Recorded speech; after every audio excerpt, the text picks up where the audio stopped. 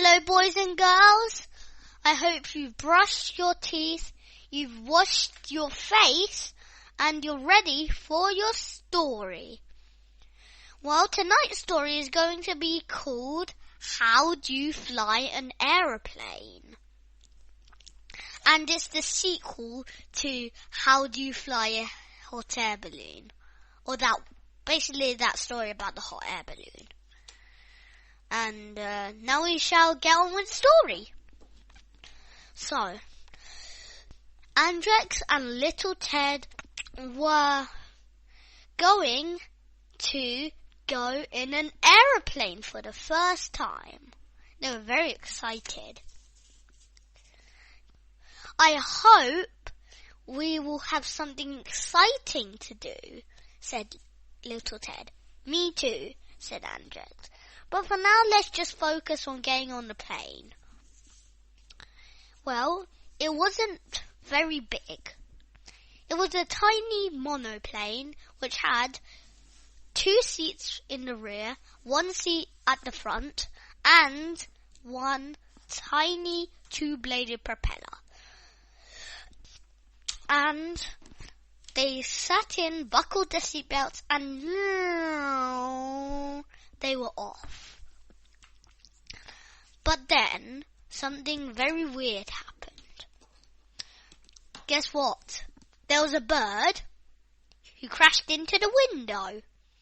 And then the pilot fainted. So, 1, there was no one driving the plane.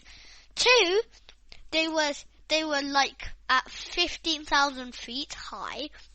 And 3, they were plummeting down to earth, losing 1,000 feet per second.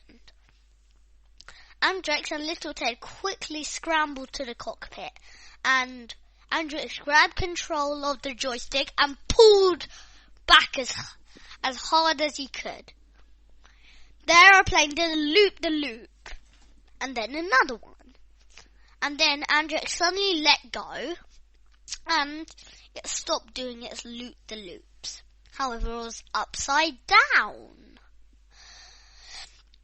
And, well, it's not very good to fly when you're upside down. So, Andrex decided to take control.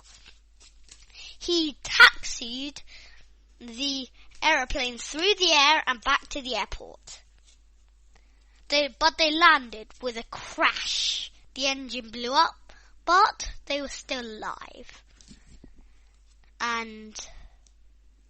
But the plane wasn't alive.